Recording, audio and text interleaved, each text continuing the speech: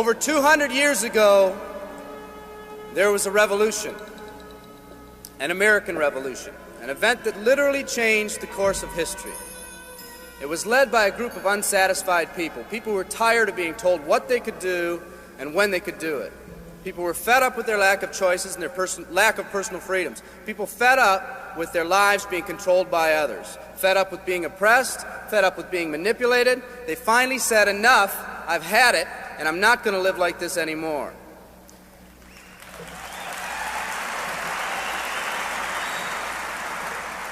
Our ancestors were people that took full responsibility for what happened to them. It was that spirit that ignited a country and formed what is now a giant in the free world. I have a question for you. Where's that spirit today? It's time for another revolution.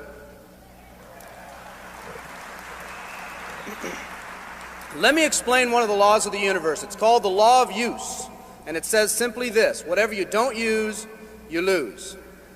Lack of use causes loss. Ambition unused declines. Faith unused decreases. If you don't use your skills, you lose your skills. If you don't use your freedom, you lose your freedom. Freedom does not come automatically. It's not attained and then handed down to us as an inheritance. It must be achieved each day.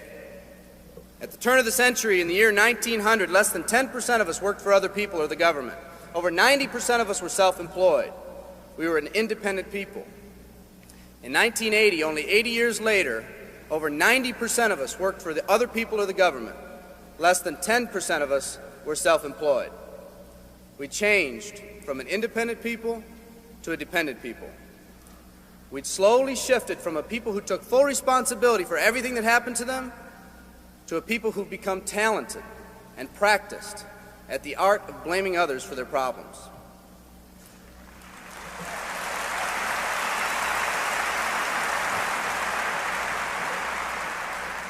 Our giant has fallen asleep. Our forefathers didn't say, "Who's going to take care of me?" They simply said, "All I ask is the opportunity to be free and the ability to take care of myself and my family." Today, we elect officials who will quote-unquote take care of us.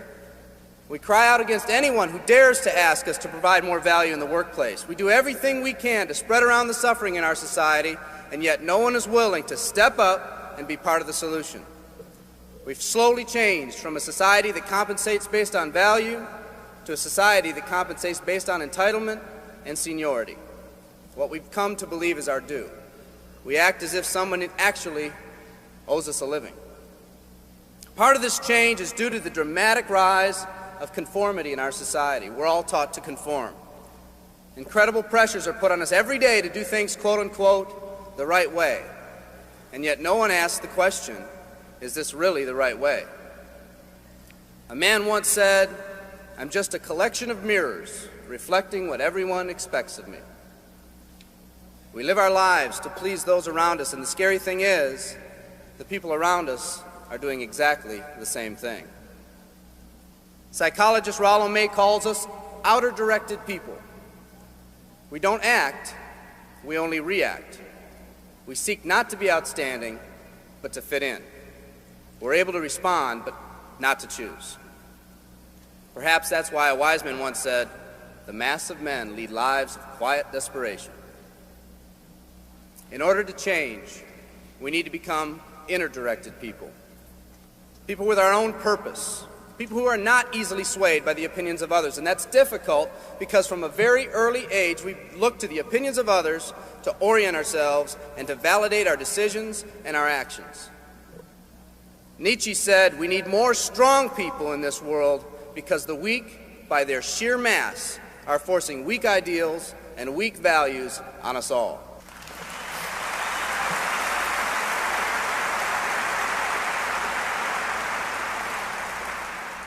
Today's massive social and economic changes are waking this slumbering giant.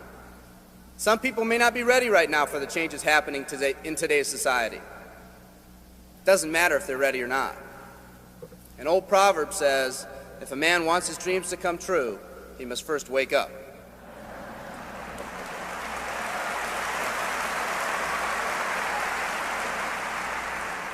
I, for one, am glad for the radical changes in our society because I believe that within that crisis, we will find that independent spirit that once pioneered this country. Some of us are finally ready to change. The displacement of our workforce has caused many of us to start searching for something better. Moving products and moving services is our business and our goal, but what we are becoming in the pursuit of that goal is a larger and much more important issue. The rekindling of our independent spirit has more lasting value.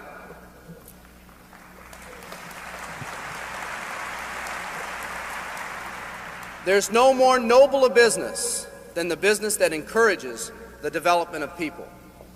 Every living organism has one and only one central need in life: to fulfill its own potentialities. The acorn becomes an oak, the puppy becomes a dog, and that's all that's required of the oak and the dog. But the human being's task in fulfilling his or her nature is much more difficult. The reason is, unlike any other living creature on this planet, you've been given the dignity of choice. You'll not grow like a tree. You'll grow only as you plan and choose to grow. When a person chooses to live, two things happen. First, assuming responsibility for themselves takes on a whole new meaning. They accept responsibility not as something they've been saddled with, but as something they themselves have chosen. The second thing that happens is that discipline from the outside is replaced by self-discipline. They accept discipline not because it's commanded, because they themselves have chosen what they want to do with their lives.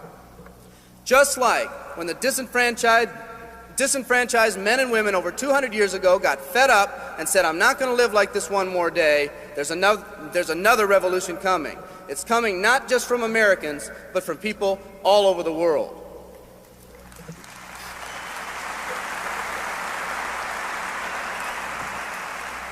It's coming from people who've been oppressed in meaningless jobs, from people who've been unjustly held back, from people who've been slighted or ignored, from people who've had their hopes crushed time and time again by the circumstances around them, from people who've been playing in a game where the rules weren't the same for everyone, from people whose dreams have almost died by the methodical dripping of negative and pessimistic forces, people who've just been waiting for the right opportunity to present itself, an opportunity that they could hold on to, believe in, a place where people believed in them. I hear the rumbling of this coming revolution every day. The old rules are changing, and society is finally ready for that change.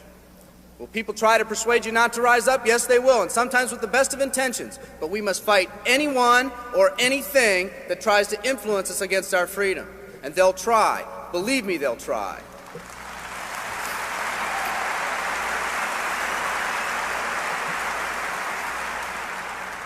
They'll try to suggest you off course, to nudge you off course, to distract you off course.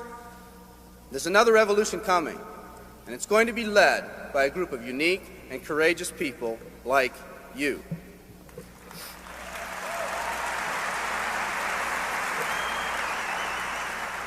People who've had it with the way things are. People who've picked out their mountain in life and said, I'm going to the top. And if someone tells you you can't climb mountains, you don't have any experience. You tell them, I'm going to the top.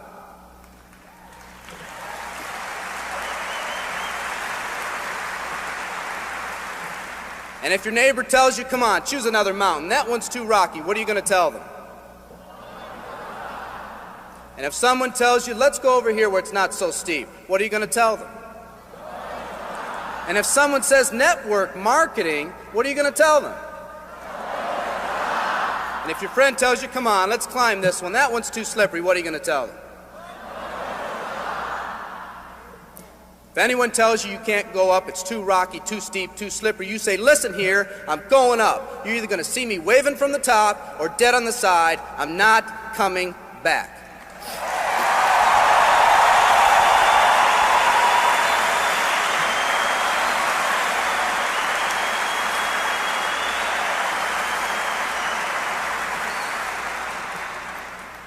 There's something about the do-or-die attitude. It's almost like when someone has a do-or-die attitude, time, fate, and circumstances seem to get together, have a hasty conference, and say, they say they're going to do it or die.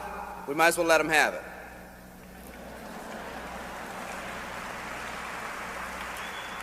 The people in this arena are special. You're special because you've already rekindled that independent spirit. You've already said that you're not going to conform to negative pressures around you. You've all said enough, I've had it, and I'm not living like this anymore. You are the people who want to set big goals and aspirations for yourselves and your families. People who want to live in a country where families are brought together again instead of being torn apart. People who want a country where once again owning your own business and controlling your own destiny is commonplace.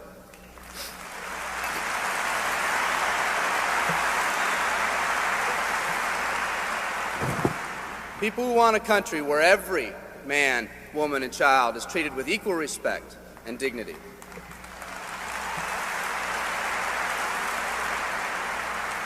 People who will pay any price so their families will not live with the legacy of maxed out credit cards and unfulfilled promises.